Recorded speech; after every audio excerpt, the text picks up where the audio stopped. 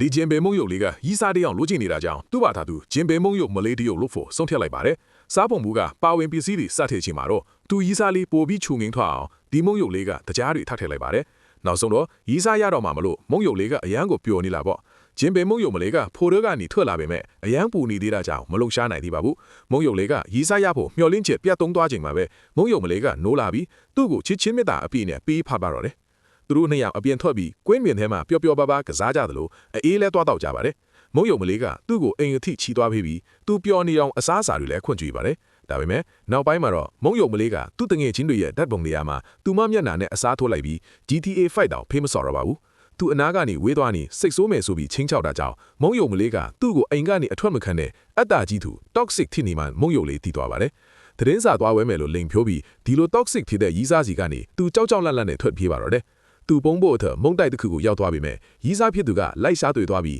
သူ့ကိုထားခဲ့တဲ့အထက်အော်ဟစ်ဆဲဆိုပါတော့တယ်။သူရီးစားကသူ့ကိုမုံနယ်ဇက်သေးတွန်းချကိုကြိုးစားပေမဲ့နှစ်ယောက်လုံးအဲ့ဒီအပေါ်မှာခွဲလို့မရအောင်တွဲလောင်းထီသွားပါလေ။မုံယုံလေးကစိတ်ကုံသွားပြီးကန်ချဲလိုက်တာကြောင့်မုံယုံမလေးဟာဆက်သေးကိုပြုတ်သွားပါတော့တယ်။မုံယုံလေးကတော့အသက်ဘေးကလွတ်ပြီးအိမ်အပြန်လွတ်လပ်သွားပြီလို့ထင်နေတာပါ။ဒါပေမဲ့ရုတ်တရက်ဆိုသလိုသူ့အိမ်ထဲမှာသူရီးစားနဲ့တူတဲ့မုံယုံမလေးတွေအများကြီးပေါ်လာပါတယ်။အဲ့ဒီမုံယုံမလေးတွေကဂျင်ပေမုံယုံလေးကိုဝိုင်းအောင်လိုက်ကြပြီးနောက်ဆုံးမှာတော့သူဟာသူရီးစားတွေရဲ့ဝိုင်းစားခြင်းကိုခံလိုက်ရပါတော့တယ်